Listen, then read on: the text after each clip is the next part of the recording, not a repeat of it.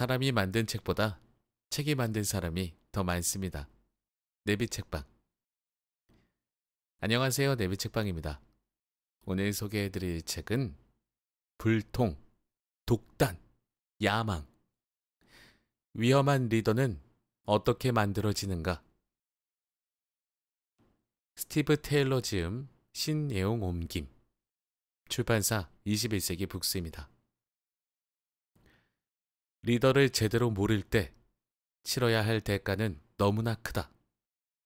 히틀러부터 도널드 트럼프까지 분열과 위기를 가져오는 초단절형 인간의 심리 패턴.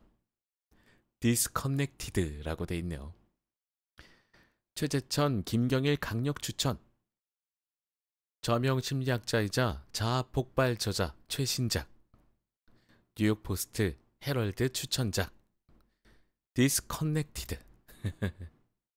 자, 오늘의 책은 리더, 위험한 리더에 관한 책입니다. 대한민국도 지금 굉장히 혼란스러운 상황입니다. 뭔가 굉장히 복잡해졌고, 그리고 위험한 위기로 다가오고 있죠. 이미 시작이 되었고 현재 진행형입니다. 이것을 어떻게 극복하느냐가 앞으로의 문제일 텐데, 이미 우리는 위험한 리더를 눈으로 보고 있었기 때문에 우리가 이 책을 통해서 느낄 수 있고 배울 수 있는 점이 분명히 많을 것 같다는 그런 생각이 들었습니다. 자, 오늘의 책 목차부터 소개하겠습니다.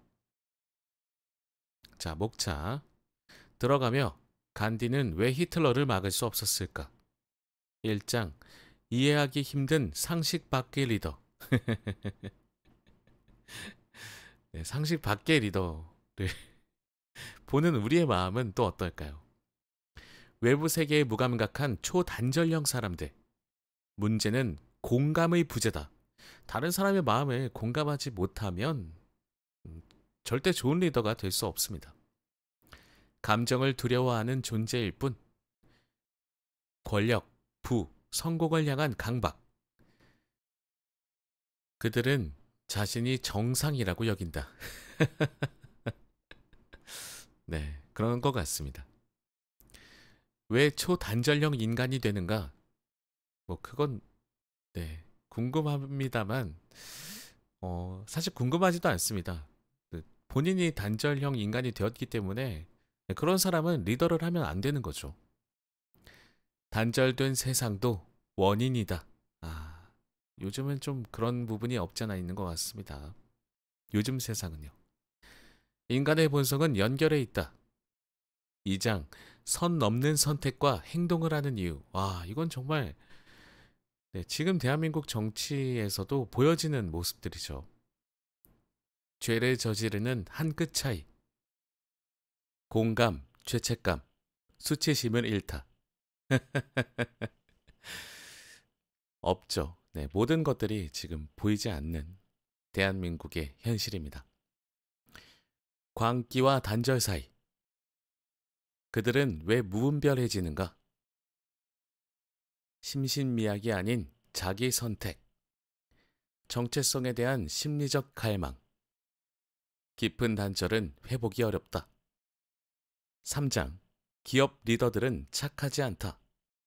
기업들은 착하다고 얘기할 수는 없죠. 이익을 추구하는 집단이기 때문에 만약에 착한 행동이 이익에 반하는 행동이라면 하지 않을 확률이 높습니다.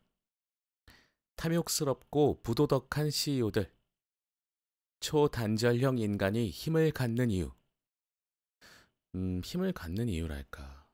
뭐가 있을까요? 자기만의 생각이 강해지는 것에 대해서 힘을 갖게 된다는 얘기일까요? 모든 리더가 권력의 함정에 빠지는가? 4장. 문제적 소수가 권력을 잡았을 때. 병리주의란 무엇인가? 히틀러와 스탈린은 어떻게 만들어졌나? 역사적으로 군주들은 어떠했는가? 계급사회에서 초단절형 인간이 적은 이유. 오히려 계급 사회에서는 초단절형 인간이 적다고 합니다. 무엇 때문일까요? 위아래와 교류를 해야지 자기의 계급이 올라갈 수 있는 기회가 주어지기 때문이 아닐까요? 환경이 사람을 바꾼다. 5장. 역사 속 단절된 리더들을 들춰보다. 파괴적 리더가 극심했던 시대. 제2차 세계대전 이후 병리주의. 자, 여기에서 병리주의가 무엇인지에 대해서 혹시라도 모르시는 분들이 계시거나 아니면 정확한 의미를 알고 넘어가는 게 좋을 것 같기 때문에 자, 병리주의란 심각한 사이코패스나 나르시시스트 성향의 병리적 소수파가 정상적인 사람들로 이뤄진 사회를 통제하는 정부 체제를 일컬어 병리주의라고 정의했다고 합니다. 자, 이것은 폴란드 심리학자 안제이 로바체브스키가 정의한 어떤 새로운 단어이지 않을까 싶네요. 심각한 사이코패스? 굉장히 위험한 사회인 거죠. 사이코패스나 나르시시스트 성향의 소수의 인원들이 정상적인 사람들이 사는 사회를 통제하는 정부 체제니까요. 네, 굉장히 위험한 상황이라고 볼 수 있겠습니다. 자, 그러면 다시 이어서 목차 소개를 드려보겠습니다. 야욕이 낳은 침략의 역사. 초단절형 인간이 권력을 장악하는 방식. 이것도 굉장히 흥미롭습니다. 6장. 지금 우리가 만나고 있는 초단절형 리더. 민주주의를 파괴하려는 자들. 단절형 리더들은 민주주의를 파괴하려고 하는 것일까요? 기업과 정치, 사생활을 가리지 않는 권력욕. 충격적인 도널드 트럼프의 정계 진출. 자, 이 책이 쓰여졌던 당시가 도널드 트럼프의 첫 번째 대통령 역할을 할 때의 이야기일 것 같은데 지금 이제 도널드 트럼프가 재선을 했죠. 지금 상황에서도 이미 충격적인 행보를 이어가고 있습니다. 초단절형 리더는 결국 몰락한다. 정치계의 연결형 리더가 드문 이유. 이것은 너무 또 사람들과 뭔가를 이렇게 공유하려고 하고 함께 하려고 하다 보면 힘들 것 같아요. 리더는 외롭다라는 이야기가 있잖아요. 그것과 일맥상통하지 않을까 싶습니다. 7장. 그들은 왜 다수의 고통에 무감각한가? 무서운 이야기입니다. 단절된 리더는 자신과 조직을 동일시한다. 우와. 오직 권력에 긍정하는 자만이 가치 있다. 가짜 애국주의에 속지 마라. 보수라는 명목하에 취하는 태도.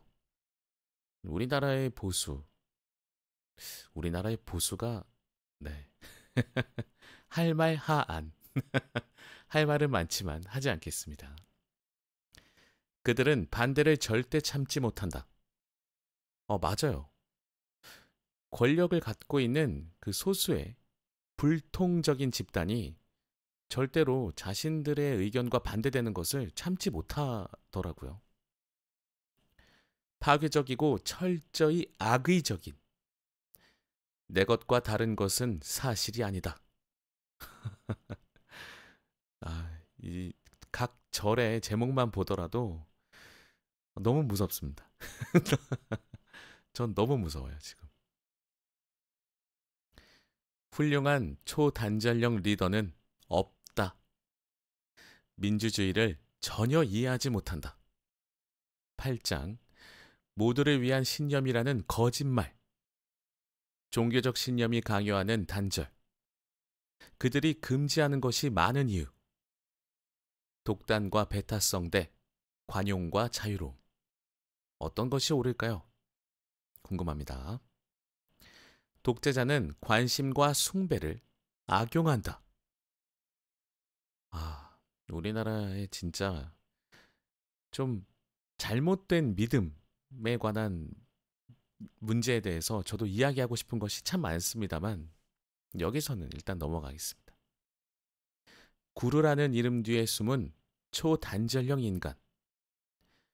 종교적 리더가 부패에 빠져드는 사례.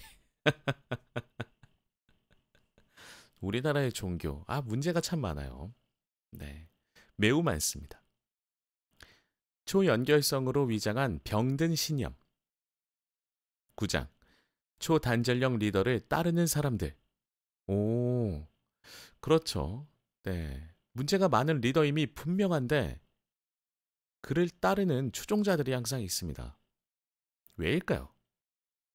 전지전능한 존재에 기대려는 욕구. 나쁜 정치인을 욕하면서도 왜 뽑을까? 세뇌당한 것이 아니라 포기한 것. 이 말은 정말 좀 안타깝습니다. 모든 것들이 다 힘들고 어렵기 때문에 자기의 삶이 많이 어렵고 좋지 않기 때문에 그래서 포기한 분들이 이런 초단절형, 독재적인 리더를 따르게 되는 것일까요? 10장. 단절된 사회, 단절된 사람들. 당신의 조직은 단절됐는가, 연결됐는가? 문명 이전의 사회를 돌아보다. 집단의 역사는 연결에 기반한다. 단절형 사회는 어떻게 등장했는가? 위대한 고대 문명도 단절형 사회였다. 심리적 단절에서 사회적 단절로. 연결을 회복하기 위한 움직임. 단절된 사회에 맞서는 연결의 가치. 좌파와 우파 사이의 투쟁. 연결을 추구하는 것은 일종의 진화다. 환경과의 단절은 생존의 위협이다. 11장. 인간 본성의 법칙을 들여다보다. 위험과 위기 속에 발현되는 본능. 순수한 이타주의는 존재하는가? 연결된 감각에서 우리가 느끼는 것들. 우리는 각자이지만 결국 하나다. 12장. 초연결형 리더들을 찾아서. 초연결성의 심리학. 초연결형 리더에게 권력은 봉사일 뿐. 이것 또한 우리는 이런 리더들을 본 적이 있고 앞으로도 볼 수 있을 겁니다. 권력이란 것은 봉사일 뿐. 아마도 이 말의 의미는 권력은 힘이잖아요. 그 힘을 가지고 사회 곳곳에 자신의 힘을 이용해서 뭔가 사람들의 삶을 윤택하게 만들 수 있는 것들을 하는 것이 아닐까요? 그런 사람이 바로 초연결형 리더가 아닐까 합니다. 단절된 사회를 회복시킨 리더들. 여성 리더들이 보여준 연결성의 힘. 네. 우리나라에도 여성 대통령이 있었지만 좀 결말이 좋지 않았던 기억이 있습니다. 이런 리더분들이 연결성의 힘을 보여줄 수 있는 좋은 여성 리더분들이 나와주셨으면 좋겠습니다. 13장. 공감과 이타성을 깨우는 법. 극심한 단절 속에 초연결을 외치다. 나와 타인을 연결시켜주는 감각. 의식의 한계를 열면 깨어날 수 있다. 주변과 연결되는 순간을 경험하라. 고립된 정신이 깨어나면 모든 것이 바뀐다. 모든 고통과 불행은 단절에서 온다. 맞습니다. 개개인의 불행도 단절에서 자주 나타나죠. 연결된 사회로 회복할 수 있다. 14장. 단절된 리더를 이기는 것은 깨어있는 우리다. 이것 또한 현대 한국 정치사를 돌아봤을 때 지금 현재 시점으로요. 우리의 힘이 얼마나 강력한지 우리는 지금 계속해서 지켜보고 있습니다. 역사의 한 순간에 우리가 함께하고 있죠. 공감의 스위치를 다시 켜라. 초단절형 인간의 권력을 경계하는 법. 완전히 새로운 민주주의를 고민한다. 가장 큰 힘은 오직 연결된 다수다. 마지막으로 감사의 글, 미주로 구성되어 있습니다. 자, 이 책은 정말 놀라운 책이 아닐 수 없습니다. 우리가 이 사회를 이해하는 노력을 얼마나 하고 있는지는 모르겠습니다만 저는 개개인적으로 그런 노력들이 요새 많이 보이지 않는다라고 생각하는 쪽입니다. 우리가 사회를 이해해야 우리의 삶도 윤택해지지 않을까 싶어요. 그런데 다만 우리가 어떠한 핑계를 대면서 그런 노력을 하지 못하는 것에 대한 자기 합리화를 하고 있을지도 모르겠습니다. 그럴 수도 있다고 생각하는데 그분들의 마음도 이해는 합니다만 우리가 이것을 계속 견제하지 않으면, 우리가 지켜보지 않으면 이런 불통적인 리더들이 언제 다시 나타나서 우리의 민주주의를 파괴하고, 이 책의 목차의 제목처럼 파괴하고 우리가 우리의 삶을 통제당할 수도 있어요. 통제당하지 않으리라는 법이 없습니다. 자, 이 책을 다시 한번 살펴봤더니 발간된 날짜는 2022년이네요. 그렇다면 언제지? 트럼프가 재취임한 게 언제죠? 트럼프 1기를 겪고 난 후에 발간된 책이네요. 자, 저는 오늘 어떤 부분을 소개해 드려 볼까 고민을 했었는데 저는 4장 문제적 소수가 권력을 잡았을 때 이 부분을 한번 소개해 드려 보고자 합니다. 아닌가? 원래는 이 부분을 소개해 드리려고 했는데 갑자기 좀 생각이 바뀌었습니다. 9장을 한번 소개해 드려 보겠습니다. 초단전력 리더를 따르는 사람들. 이 사람들의 심리는 어떤 것인가? 이분들의 마음을 좀 헤아려 보도록 하죠. 먼저 프롤로그부터 소개하겠습니다. 들어가며 간디는 왜 히틀러를 막을 수 없었을까? 1939년 인도 중부 와르다 근처의 자신의 아슈람에서, 아슈람은 수행자들이 영적인 스승을 섬기며 모여 사는 인도의 전통적인 공동체를 말합니다. 그 근처의 아슈람에서 마하트마 간디는 유럽에서 벌어지는 일련의 사건을 두고 근심에 빠졌다. 그때 69살이 된 간디는 평생을 비폭력 옹호자로 살아왔다. 그래서 수천 킬로미터나 떨어진 곳인데도 그곳에서 곧 분쟁이 터질 것 같다는 예감에 무척 심란했다. 히틀러가 체코슬로바키아를 침공했다는 소식을 접하자 간디는 독일의 독재자에게 직접 편지를 쓰기로 결심했다. 그해 7월에 히틀러에게 보낸 편지에서 간디는 그를 절친한 벗이라고 부르며 이렇게 썼다. 지금 이 세상에서 인류를 야만적인 상태로 몰아갈 전쟁을 막을 수 있는 사람은 분명 오직 당신뿐입니다. 어떤 대상이 아무리 가치 있어 보이더라도 지금처럼 혹독한 대가를 치러야만 할까요? 전쟁이라는 방법을 의도적으로 피하면서도 큰 성공을 거둔 이 사람의 청에 귀를 기울여 보시지 않겠습니까? 얼핏 봐서는 간디가 히틀러를 상대로 한 호소에 별로 문제가 없어 보일지도 모른다. 몇 년 전 간디는 영국 정부와의 평화회담에 참석하기 위해 유럽을 방문했을 때 로마에서 무솔리니와도 친근한 비공식 회담을 진행했다. 이탈리아 리더는 간디를 보고 깊은 감명을 받았다. 간디가 대영 제국에 맞서기 때문이라는 점이 컸다. 무솔리니는 간디를 천재이자 성자라고 부르기까지 했다. 아마 간디는 히틀러 역시 무솔리니처럼 자신이 어떻게 활동했는지 잘 알고 자신에게 호의적이기를 바랐을 것이다. 이 편지가 히틀러에게 전달됐는지는 알 수 없다. 어쩌면 편지가 아예 인도를 떠나지 않았을 수도 있다. 하지만 히틀러가 이 편지를 읽었더라도 그는 철저히 무시했을 것이다. 간디가 편지를 보내고 나서 불과 몇 주 후 그는 폴란드를 침공했다. 그렇게 제2차 세계대전이 터지고 말았다. 전쟁이 터지고 나서 1년 후 간디는 다시 히틀러에게 연락을 취했다.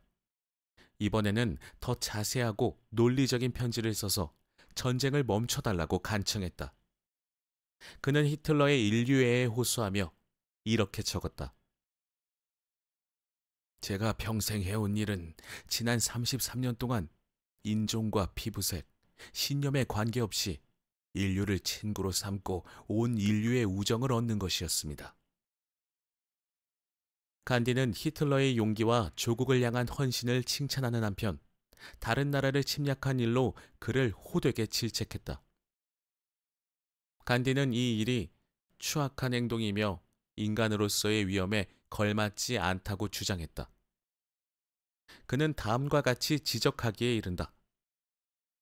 그러므로 저는 인류의 이름을 걸고 히틀러 당신에게 전쟁을 멈출 것을 호소합니다. 이번 전쟁에서 성공을 거둔다고 해서 당신이 옳다는 사실을 증명할 수는 없을 겁니다. 단지 당신의 파괴력이 더 컸다는 사실을 증명할 뿐입니다. 이번에도 과연 히틀러가 간디의 두 번째 편지를 읽기는 했는지조차 알 수가 없다. 그가 만약 읽었다고 한다면 우리는 분노에 사로잡혀 편지를 불 속으로 던지는 모습을 상상할 수 있을 것이다. 어쨌든 히틀러를 설득하려 했던 간디의 시도는 결국 실패에 그쳤다. 간디가 히틀러에게 보낸 편지에서 한 가지 눈에 띄는 점은 바로 순진함이다.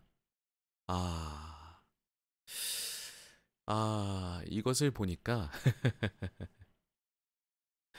맞아요. 네. 어떤 정치인이 한 말이 생각이 납니다. 우리나라의 정치인인데 그들을 상대방에 있는 그들을 생각했을 때 그들을 인간으로서 대우할 필요가 없다. 약간 이런 뉘앙스였습니다. 인간이길 믿고 그들을 대하면 안 된다. 뭐 이런 의미였던 것으로 기억을 합니다. 간디도 너무 순진했던 거죠. 히틀러에게 너무 순진함으로 다가갔습니다. 간디는 대단히 이성적인 사람이었다. 그는 억압에 폭력적으로 저항하는 것은 비생산적이라는 사실을 깨달았다. 폭력적 대응은 항상 더 많은 폭력으로 이어지기 때문이다. 이와 같은 깨달음을 기반으로 삼은 그의 비폭력 저항은 무척이나 이성적이다. 간디에게는 다른 사람의 이성과 인간성에 호소하는 능력까지 있었기 때문에 그의 접근 방식은 놀라울 정도로 성공적이었다. 간디는 편지에서 히틀러 역시 자기처럼 이성적인 사람으로 자신이 펼치는 주장의 논리를 이해할 수 있을 것이라고 간주했다. 원래 변호사였던 간디는 여느 변호사처럼 자신이 충분히 명확하게 설명하면 히틀러가 행동을 재고하리라고 가정했다. 하지만 물론 간디의 생각은 완전히 틀렸다. 히틀러처럼 무척이나 제멋대로인 사람을 설득하는 것은 상대방에게 그가 전혀 이해할 수 없는 언어로 말하는 것이나 마찬가지다. 자, 이 부분은 밑줄을 좀 긋겠습니다. 이것은 우리가 주변 사람들과의 인간관계에서도 경험할 수 있는 내용인 것 같습니다.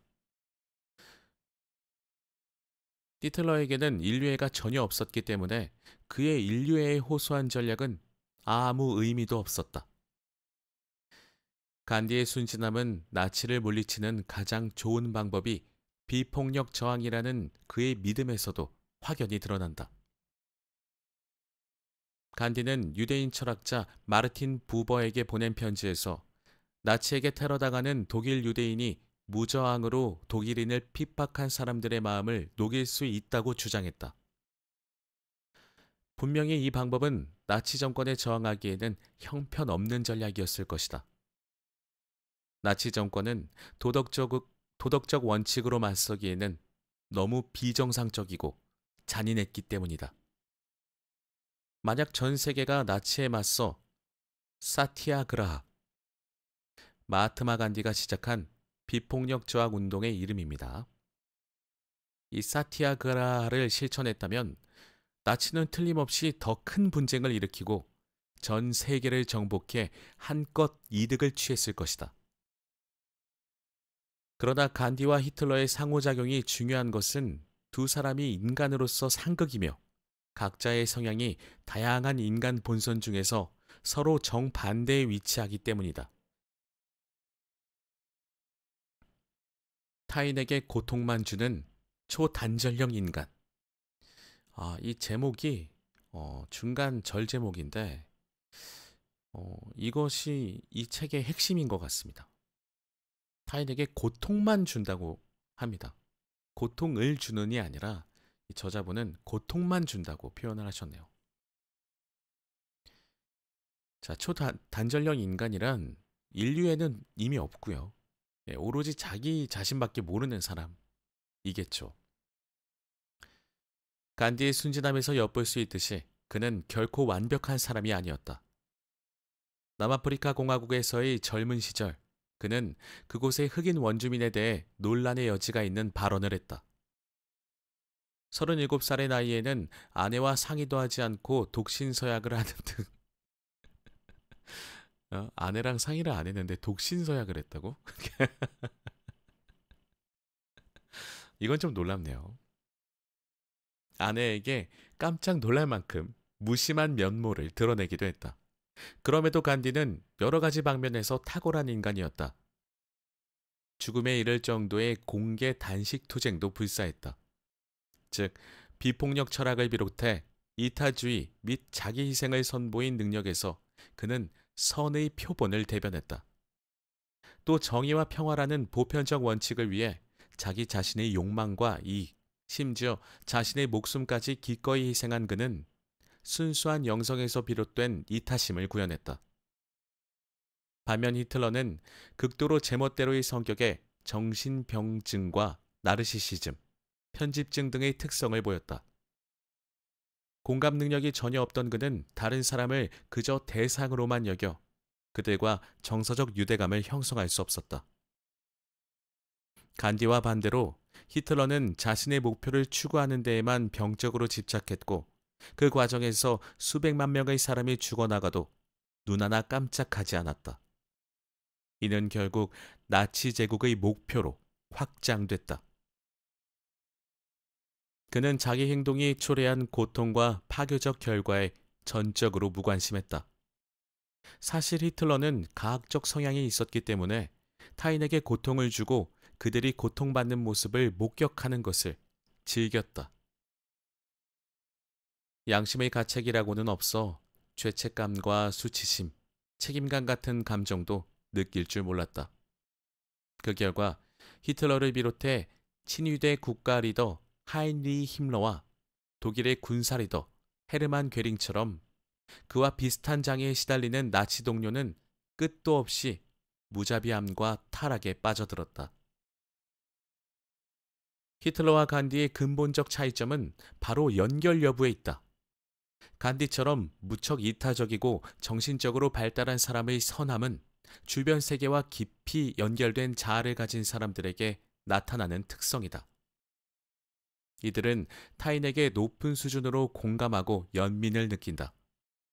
그래서 다른 사람의 관점을 받아들이고 그들의 고통을 감지해 그 고통을 덜어주고 싶다는 충동을 느낀다. 말 그대로 이타주의, 즉 타자주의가 가능해진다. 타인을 위해 자신의 욕망을 억제하고 안정감을 희생할 수 있게 된다. 심지어 타인을 위해 기꺼이 자신의 목숨까지 희생하려 한다. 인간은 누구나 동등한 권리와 기회를 누릴 자격이 있다는 사실을 알고 정의와 평등의 중요성을 인식하게 된다. 이와 반대로 히틀러는 극심한 단절의 상태를 대표한다. 히틀러 같은 인물, 즉 사이코패스적 혹은 나르시시스트적 특성이 강한 사람의 잔인함은 공감 능력이 없다고 할 정도로 단절된 자아에서 비롯된다. 이러한 유형의 자아는 자기 세계 안에 완전히 갇혀 있으며 타인과 완전히 분리되고 단절돼 있다. 그래서 타인의 고통을 느끼지 못하거나 타인의 관점을 이해할 수 없다. 자신의 욕망과 야망 너머를 바라볼 수 없으며 타인에게 고통을 주는 경우에도 그 욕망과 야망을 줄이지 못한다. 히틀러처럼 공감 능력이 없는 초단절형 인간은 타인에게 고통을 주는데 전혀 거리낌이 없다. 이들에게 타인의 고통은 하찮기만 하다. 또 나르시시스트적 성향이 강하고 극도로 단절된 사람의 경우 타인이란 자신의 목표를 달성하는 데 도움이 되거나 관심과 존경에 대한 자신의 욕구를 충족하는 데 도움이 되는 선에서만 가치가 있을 뿐이다. 이들은 가능한 한 많은 이익을 얻기 위해 타인을 이용하고 조종한다. 심지어 자신의 기준에서 도움이 되지 않는 사람을 괴롭히고 학대해도 이 부분은 너무 끔찍하네요. 사람을 도움이 되는 것과 도움이 되지 않는 것으로 분류를 나눈다는 것 자체가 인간의 존엄성은 완전히 그냥 말살된 상황인 거죠. 자신의 기준에서 도움이 되지 않는 사람을 괴롭히고 학대해도 되는 장애물로 간주하며 심한 경우 거리낌 없이 죽이기까지 한다. 실제로 히틀러와 같은 초단절형 인간은 대체로 보복적이고 가학적 성향이 강해 다른 사람을 학대하며 그들이 고통을 받는 모습을 지켜보는 데서 즐거움을 얻는다. 스탈린이나 마오쩌둥처럼 극단적 경우에는 사람들을 고문당하게 하거나 고문당하는 장면을 지켜보기를 즐기기도 한다. 이러한 성격의 파괴적 측면은 또한 갈등과 혼란을 조성하고 전쟁을 일으키도록 부추긴다. 이걸 읽으면 읽을수록 한 인물이 자꾸 떠오릅니다. 한 인물이 자꾸 떠오릅니다. 초단절형 인간이 정의나 평등에 관심이 없다는 점은 굳이 언급할 필요도 없다. 공감 능력이 없기 때문에 이들은 타인의 권리나 억압이나 불평등에 아무 관심이 없다. 도덕에 대한 개념이 있다면 그 개념은 순전히 자기중심적이다. 선하고 옳고 보상을 받을 만한 것은 무엇이든 그들의 이익에 부합하고 욕구와 목표를 충족하는 데 도움이 돼야 한다. 나쁘거나 잘못된 것, 가차없이 처벌을 받아야 하는 것은 무엇이든 그들의 욕망을 좌절시키거나 욕망과 충돌한다. 극단적 경우에는 이처럼 왜곡된 도덕감이 실제인지 아닌지의 문제로까지 확장된다. 극도로 단절된 사람은 현실과의 연결감이 느슨하기 때문에 자기 기만적인 경향을 보인다. 이들은 다른 사람뿐만 아니라 현실 자체와도 단절돼 있다. 따라서 실제 사건이 자신의 욕망이나 야망에 부합하지 않거나 자신의 도덕적 틀에 비추어 잘못된 경우 그런 일이 일어나지 않은 것처럼 행동하기도 한다. 와.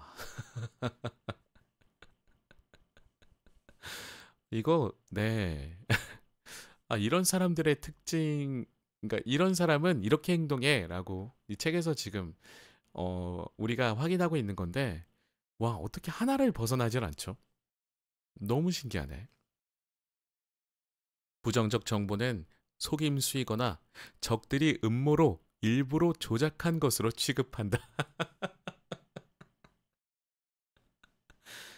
대단합니다, 이거. 네, 정말 대단합니다. 정말 대단한 책이네요. 다음 절의 제목입니다. 악한 본성은 타고나는가? 성악설. 여러분들은 뭐 성선설, 뭐 성악설, 성모성악설 어떤 것들을 믿으십니까? 오랜 세월에 걸쳐 신학자와 철학자, 과학자들은 악의 기원에 대한 고민을 거듭해왔다. 왜? 어떤 사람은 의도적으로 다른 사람에게 고통을 줄 뿐만 아니라 그 행위를 즐기는 것처럼 보일까? 몇몇 기독교인들이 믿는 대로 악은 악마의 영향력으로 생긴 결과일까? 몇몇 과학자가 믿는 대로 유전적 요인이나 비정상적 신경기능 때문에 생기는 것일까? 아니면 몇몇 심리학자가 믿는 대로 사회적 조건화의 결과일까? 예를 들어 아이가 도덕적 가치를 배우지 못하고 폭력과 잔인함을 정상으로 여기면서 자랐을 때 나타나는 현상일까? 그런데 이 문제는 생각보다 간단하다.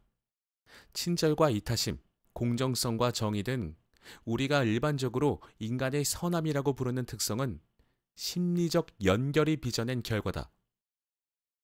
본질적으로 선함이란 다른 사람의 고통을 느끼고 그의 입장에서 생각하는 공감 능력을 바탕으로 생겨난다. 반대로 우리가 일반적으로 악이라고 부르는 잔인함과 무자비함, 착취와 억압과 같은 양상은 심리적 단절에서 비롯된다.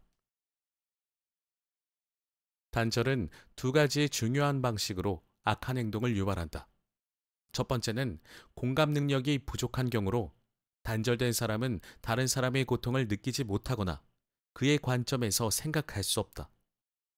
두 번째 요인은 초단절형 인간이 경험하는 극심한 분리 상태다. 즉, 이들은 지속적으로 자신이 불완전할 뿐만 아니라 스스로 취약하고 보잘것없다고 느낀다. 이러한 감정 때문에 권력과 부를 축적해 타인을 지배하려는 욕구가 생긴다. 이것은 현대 사회가 가지고 있는 문제 중에 하나인 것 같습니다. 우리는 알게 모르게 단절형 인간으로 살게끔 지금 계속해서 사회의 모습이 변화되는 것 같아요. 그것이 강요되고 있는 것 같습니다.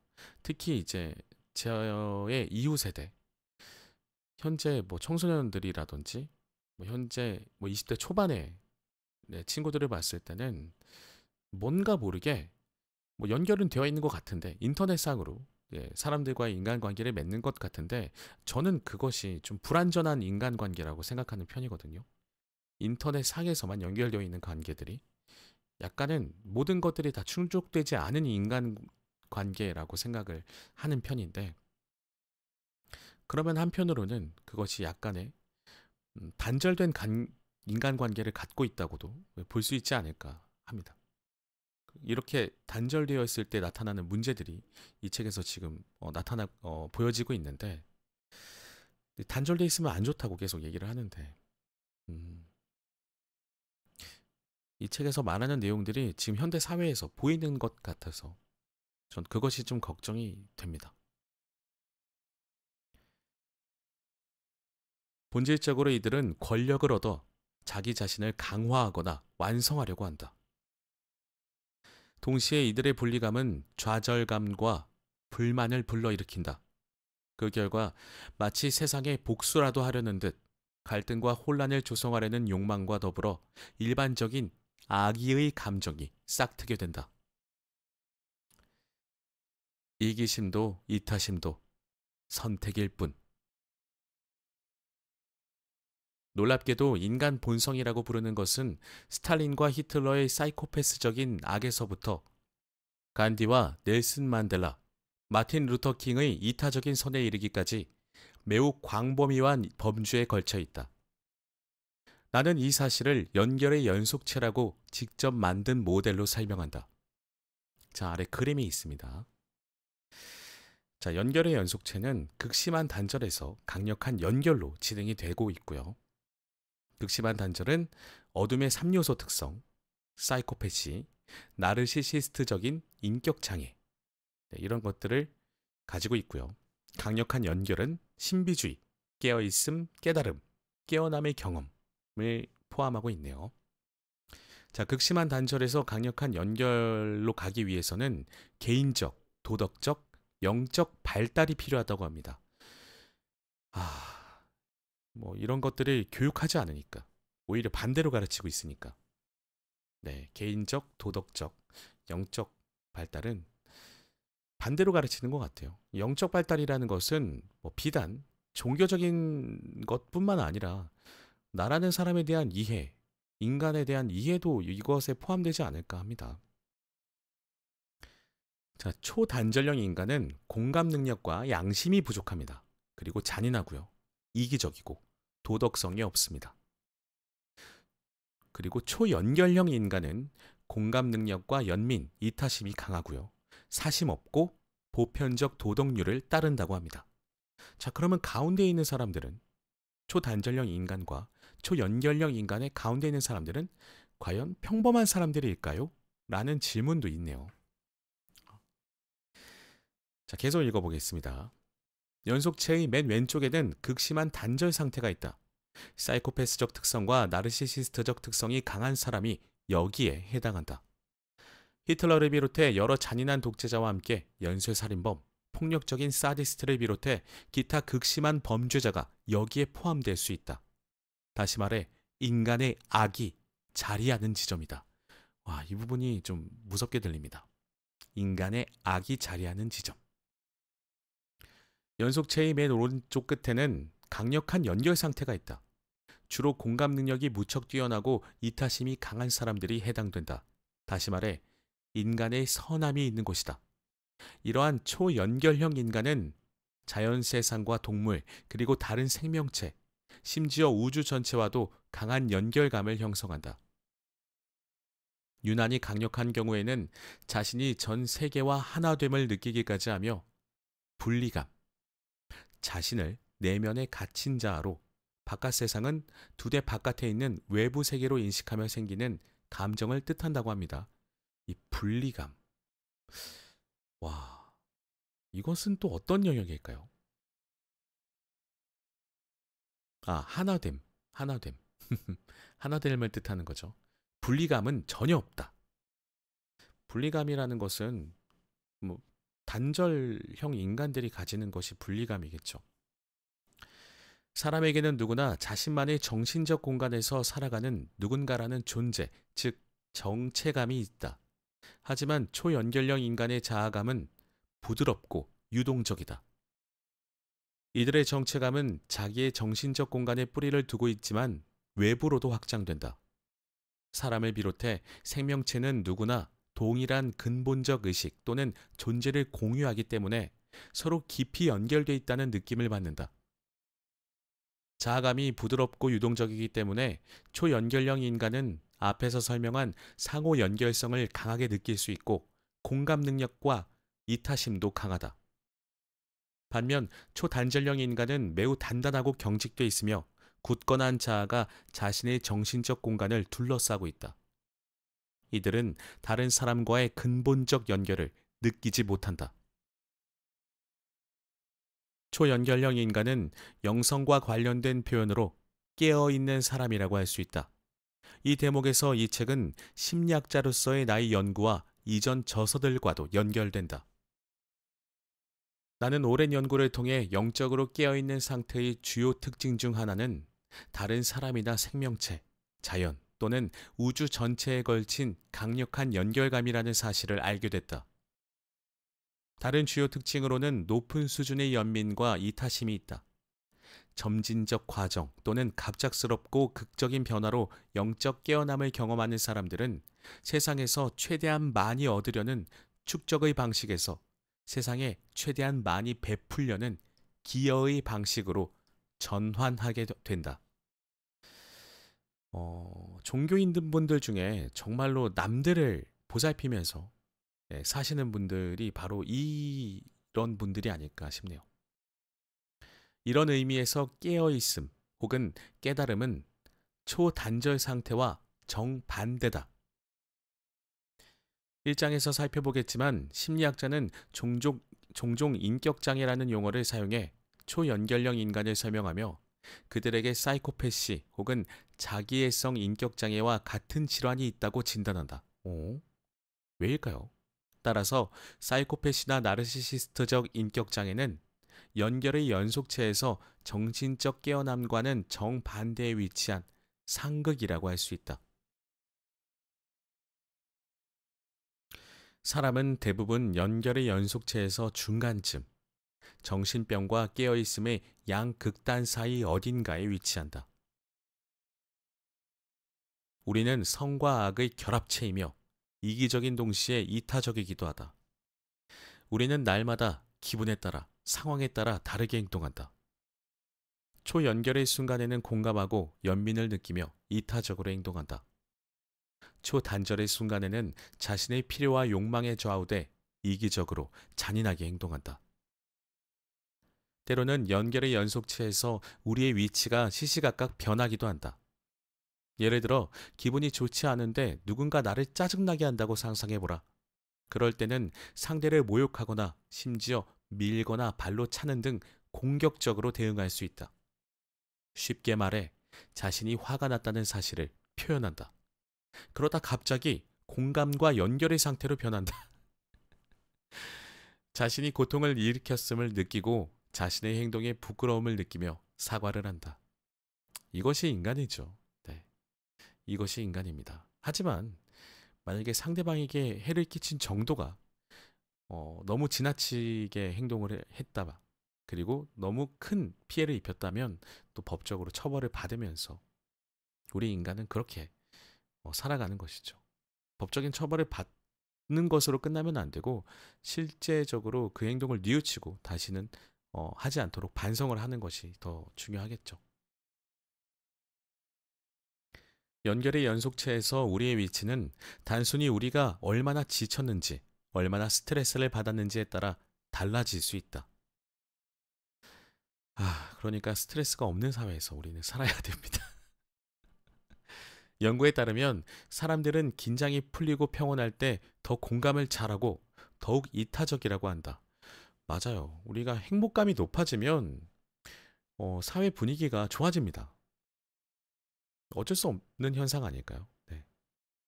다시 말해 주변 세계와 더 잘 연결된다는 것이다.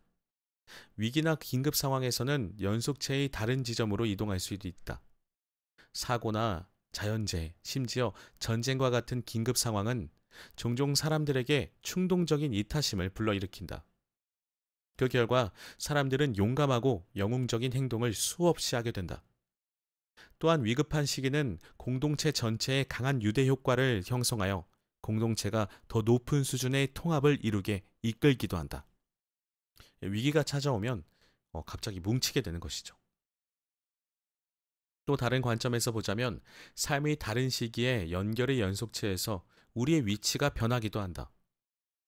어떤 사람은 개인적 야망과 목표를 내려놓으면서 더욱 연결이 잘 되고 이타적인 사람이 된다. 다른 노년층의 경우는 반대의 현상이 발생해 더욱 냉소적이고 자기중심적으로 변하기도 한다. 갑자기 노년층을 언급한 이유가 무엇일까요?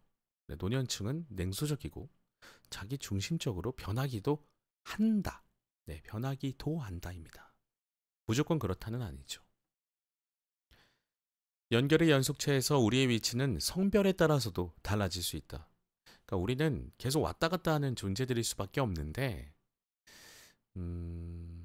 그것의 영향이 삶의 시기, 그러니까 나이, 혹은 자기의 상황, 돈을 더 많이 벌려고 했는데 그것을 내려놓고, 혹은 성공을 위해서, 막 승진을 위해서 열심히 하다가 그것을 내려놨을 때 또 영향을 받기도 하고 성별에 따라서도 달라질 수 있다고 하시네요.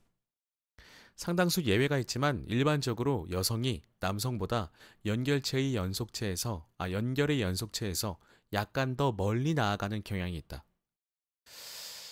멀리 나아간다는 것이 방향이 어딘지 모르겠네요. 계속 읽어보겠습니다. 일반적으로 남성이 여성보다 더 단절되어 있는 것처럼 보이지만 정확히 설명하기는 어렵다. 다만 여성의 공감 능력과 이타심이 더 높다는 점은 연구 결과로 충분히 입증된 바 있다. 이러한 공감 능력의 차이는 어릴 때부터 뚜렷하게 나타난다. 아이들의 놀이 스타일에 관한 연구에서는 여자아이가 남자아이보다 차례를 양보할 가능성이 훨씬 높고 남자아이가 훨씬 더 큰 경쟁심을 보인다는 결과가 나왔다. 성인이 된 여성이 남성보다 자선단체에 2배 넘게 더 많이 기부한다는 연구 결과도 있다. 이러한 경향은 여성보다 남성이 사이코패스적 특성을 보일 가능성이 훨씬 높다는 사실에서도 명확하게 나타난다. 심리학자 사이먼 베런 코어는 신경학적 용어를 사용해 다음과 같이 주장했다. 여성의 뇌는 원래 공감하도록 타고나 있다. 남성의 뇌는 주로 이해하고 시스템을 구축하는 쪽에 맞춰져 있다. 오, 그러니까 약간 공감 능력은 확실히 여성분들이 좀 뛰어나시고 남자는 뭔가 현상을 이해하고 시스템을 구축하는 쪽. 이런 거네요. 갑자기 장르가 좀 바뀌긴 합니다만 여자친구나 아내가 나 이거 너무 힘들어. 이런 일이 있었어.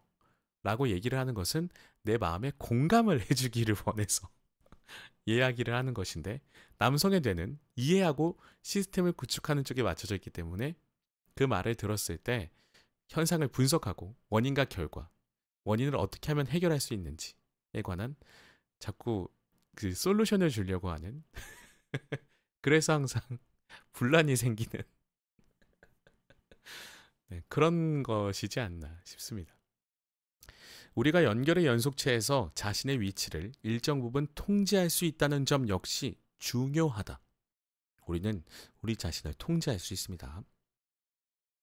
책의 후반부에서 살펴보겠지만 힌두교와 불교의 영성, 중국의 도교, 기독교와 유대교의 신비주의에 이르기까지 전 세계의 모든 영적 전통과 여정의 핵심 주제 중 하나는 분리를 초월해 연결과 결합을 향해 나아가는 것이다. 사실 인류의 모든 전통과 여정이 연결의 여정을 추구하는 것이나 마찬가지다. 또한 이러한 전통은 우리가 이기적 욕망과 개인적 욕망을 내려놓고 자아라는 중심에서 벗어나게 한다. 그리고 어려움에 처한 사람을 돕고 선의를 베푸는 봉사의 삶을 따르도록 이끈다. 다시 말해, 앞서 말한 전통의 맥락에서든 보다 자발적이거나 절충적인 방식으로든 영성개발의 주요 목표는 연결의 연속체에서 더 멀리 뻗어나가는 것이다. 이 책에 담은 이야기. 이 책의 구성은 기본적으로 연결의 연속체 자체를 그대로 따른다. 극심한 단절의 상태에서 시작해 연결성이 점점 높아지는 상태를 향해 나아갈 것이다. 아까 소개해드린 목차가 그런 순서였나 봅니다. 단절부터 연결로 이어지는. 책의 첫 번째 부분에서는 극도로 단절된 성향에 대해 자세히 알아본다. 1장에서는 심리학자들이 일반적으로 사이코패시와 나르시시스트적 인격장애 같은 인격장애로 설명하는 초단절 상태를 살펴본다. 오늘날 대부분의 심리학자는 이러한 장애가 서로 상당 부분 겹치고 구별하기 어렵다는 점에 동의한다. 따라서 인격장애는 흔히 사이코패스적, 나르시시스트적, 마키아벨리적 특성이라는 어둠의 3요소로 설명한다. 하지만 나는 단절장애라는 더욱 일반적인 용어를 사용하도록 하겠다. 이 장에서는 단절과 범죄 사이의 연관성을 검토할 것이다.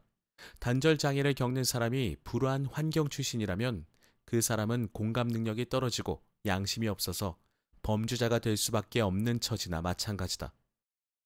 또한 많은 범죄자가 사회적 박탈, 환경적 조건 또는 약물 중독에서 비롯된 얕은 단절 상태와 관련이 있으며 이런 상태가 공감과 양심의 일시적 차단 현상을 일으킨다는 사실을 알게 될 것이다. 우리나라 요새 약물에 관련된 문제가 뉴스에서 좀 자주 보이고 있습니다. 뉴스에서 다뤄지지 않은 것들도 많은 줄로 저는 알고 있는데 이런 것들이 다 단절과 관련된 사회의 안 좋은 현상 중에 하나가 아닐까 그런 생각이 드네요. 또한 테러리스트들의 선택적 단절에 대해서도 살펴볼 것인데 이들은 특정 집단을 향한 공감을 차단하도록 조장하는 사상을 흡수한 사람들이다. 그러나 초단절형 인간은 보다 평범한 직업 경로를 따르기도 한다. 3장에서는 일부 초단절형 인간이 기업 세계에 끌린다는 점을 이야기할 것이다. 기업 세계는 경쟁이 치열하고 위계적이며 권력과 부가 최고 위층에 집중돼 있기 때문에 이들을 끌어당긴다. 자, 초단절형 인간들은 자기 자신의 이익을 위해서 사람들을 고른다고 했잖아요. 도움이 되는 사람, 안 되는 사람. 자, 여기서는 기업 세계라고 표현했지만 권력과 부가 최고위층에 집중되어 있는 그 어떤 집단이라도 이 초단전형 인간들이 좋아할 것 같아요. 우리나라에도 그런 집단이 있죠. 있습니다. 네. 아, 그래서 그랬나? 계속 읽겠습니다. 초단전형 인간은 무자비함과 교묘한 기술을 이용해 위계 질서에서 높은 위치를 빠르게 차지해 자신이 갈망하는 권력과 부를 얻는다. 4장부터 7장까지는 초단전형 인간이 대다수의 평범한 사람들에게 고통을 가하는 주요 방법인 정치 권력에 대해 알아본다. 초단전형 인간은 권력에 대한 열망이 강하기 때문에 정치의 매력을 느껴 상원 의원과 장관, 주지사와 고문, 대통령이나 총리가 되는 경우가 많다. 이들은 무자비한 데다 공감 능력이 부족하기 때문에 비교적 쉽게 정치 권력을 획득할 수 있다. 결과적으로 국가 및 지방 단위의 정부 관료는 종종 사이코패스적, 나르시시스트적 특성을 보이는 어둠의 3요소 특성의 인물들로 구성된다. 이것이 바로 초단전형 인간으로 이뤄진 정부, 즉 병리주의의 문제다. 나는 이 문제가 인류 역사에서 가장 심각한 문제라고 본다. 가장 높은 권력을 차지하는 자리에 오른 사람이 권력을 맡겨서는 안 되는 유형의 사람일 때가 종종 있다. 넬슨 만델라나 토머스 제퍼슨 같은 리더가 있는가 하면 히틀러와 스탈린, 사담 후세인처럼 무자비하고 부도덕하며 무질서한 리더도 있다. 이들은 자신의 국가와 더 넓은 세계에 큰 피해를 입혔다. 전쟁과 억압, 불의, 심지어 현대의 환경 파괴에 이르기까지 인류 역사를 가득 채운 잔인함과 고통의 상당 부분은 이와 같은 초단전형 인간의 행동 때문에 일어났다. 4장에서는 병리주의의 문제를 역사적 배경과 함께 전반적으로 검토한다. 나는 근대 이전 시기에는 사회적 이동성이 낮고 권력의 세습적 특성이 있어 리더와 통치자가 초단절 상태에 빠질 가능성이 다소 적었다고 분석했다. 5장에서는 20세기 병리주의의 파괴적 영향을 살펴본다. 전통적 사회 구조가 붕괴되고 민주적 시스템이 무너지면서 전 세계에 걸쳐 초단전형 인간이 사회의 주도권을 장악했다. 그 결과 20세기는 역사상 가장 폭력적이고 잔인한 세기가 되고 말았다. 6장에서 더 알아보겠지만 21세기에는 아프리카와 남미에서 독재 정권의 수가 줄어드는 것과 같이 몇 가지 희망적 징후를 엿볼 수 있다. 그러나 유럽과 북미처럼 전통적으로 민주주의 국가가 주를 이뤘던 지역에서는 오히려 병리주의에 더욱 가까운 방향으로 움직이고 있다. 특히 히틀러와 스탈린, 마오쩌둥과 같이 사이코패스적 특성이 강한 리더와는 대조적으로 새로운 초단전형 리더들이 등장했는데 이들은 나르시시스트적 특성이 강하다. 7장에서는 초단전형 인간의 성격 특성이 정치에서 어떻게 입증되는지 살펴본다. 초단전형 리더는 국가주의적이며 권위주의적일 수밖에 없다. 국가는 이들만의 독특한 정체성의 연장선에 있다. 이들은 자기 자신의 권력을 강화하기 위해 국가의 위신과 권력을 높이는 데 집착한다. 항상 강경 정책을 고수하고 소수자를 박해하며 권리와 시민의 자유를 박탈한다. 항상 언론을 쥐락펴락하고 반대 의견을 억압하려 한다. 이들이 보이는 모든 파시즘적 행동은 나르시시스트적이고 사이코패스적인 특성의 불가피한 결과다. 초단전형 리더의 특성은 언제나 시간이 점점 흐르면서 더욱 강해져서 극단적인 권위주의와 억압을 초래한다. 또한 시간을 거듭하며 점점 더 편집증에 빠지는 경향이 있다. 따라서 이런 리더가 권력을 더 오래 유지할수록 더욱 악의적이고 파괴적인 성향을 띠게 된다. 8장에서는 초단전형 인간이 권력과 명성을 향한 욕구를 충족하기 위해 사용하는 고차원적 수단인 종교와 영성에 대해 알아본다. 와, 우리 한국 사회에서 일어나는 문제점들이 한국 사회에서만 일어나는 것이 아니네요. 정말 좋은 책인 것 같습니다. 특히 고립된 지역 공동체에서 초단전형 인간이 어떻게 영적 스승 또는 컬트 리더로서 지위를 확립해 지배와 존경의 욕구를 만족시키는지 설명할 것이다. 추종자들의 무조건적인 숭배는 초단전형 인간이 나르시시스트적 특성을 충족시키기에 완벽한 수단이다. 9장에서는 많은 사람이 왜 그렇게 초단전형 인간에게 기꺼이 충성을 바치는지에 대해 논의한다. 영성과 정치 분야 양쪽에서 초단전형 리더가 그토록 큰 매력을 발휘하는 이유는 무엇일까?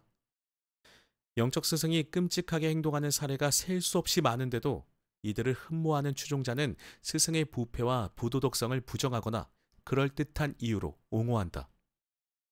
추종자들의 무조건적인 숭배를 꺾을 수단은 없어 보인다. 마찬가지로 많은 사람이 아무리 부패하고 무능할지라도 초단전형 정치인에게 강한 매력을 느끼곤 한다. 나는 이 현상을 포기 증후군의 관점에서 설명하고자 한다. 이 증후군은 절대적 부모형 인물이 우리 삶을 통제하도록 하는, 마치 어린 시절의 무책임한 상태로 돌아가고 싶어하는 충동을 일컫는다. 서로 연결된 세상을 위하여. 10장에서는 개인의 심리에서 약간 벗어나 사회적 관점에서의 단절을 검토한다. 연결의 연속체는 사회에도 적용될 수 있다. 연결의 연속체에서 얼마나 멀리 이동했는가라는 측면에서 사회적 진보를 측정할 수 있다는 사실을 알게 될 것이다. 먼저 인류의 선사시대로 거슬러 올라가 우리 조상이 수만 년 동안 이어온 단순한 수렵 채집 생활 방식을 살펴볼 것이다. 나는 인류학 및 고고학 연구에 기반을 두고 우리 선사시대의 조상이 가까이에 있는 주변 환경이나 공동체와 분리됐다는 감각 없이 연결된 상태로 살았다고 주장하는 바다. 이 방식은 지배적이고 권력에 굶주린 사람들이 권력을 장악하지 못하도록 보장하는 조치를 비롯해 사회적, 성적 평등주의 및 권력 분담 관행에 반영됐다. 자, 사회적 연결의 연속체의 그림이 있습니다. 그림을 좀 살펴보면, 자, 방향은 극심한 단절에서 강력한 연결로 진행을 하고 있고요. 극심한 단절은 권위주의적 사회, 강력한 연결은 평등주의적 사회, 극심한 단절은 봉건주의와 파시즘, 병리주의. 자, 이 책에서 계속 언급되고 있는 병리주의.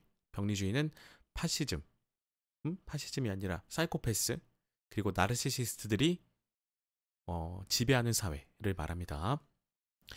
그리고 강력한 연결은 협력과 민주주의, 공감주의를 말합니다. 그러나 어느 순간 단절로의 추락이 발생한다. 그 원인은 부분적으로 농업이 출현하고 정착지 및 마을이 발달하면서 좌식 생활 방식으로 전환된 것과 관련이 있을 수 있다. 하지만 아마도 가장 근본적 원인은 심리적 변화, 즉 보다 개인화된 자아감의 개념 발달과 관련이 있을 것이다. 단절로의 추락은 이내 심각한 수준으로 치달았다.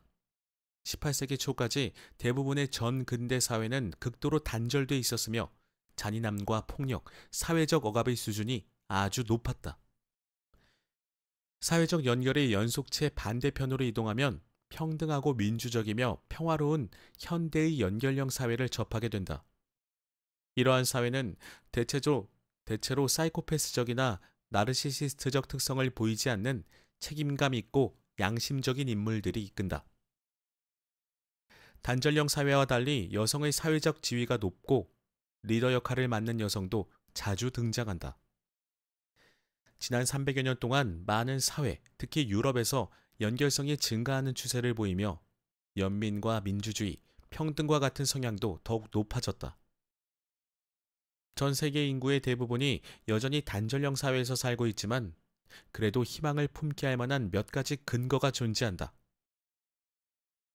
이 책의 후반부에서는 연결의 연속체를 따라 더 멀리 나아간다. 11장에서는 이타주의 현상을 훑어본다. 가장 순수한 의미에서 이타주의는 연결의 결과라고 할 수 있다.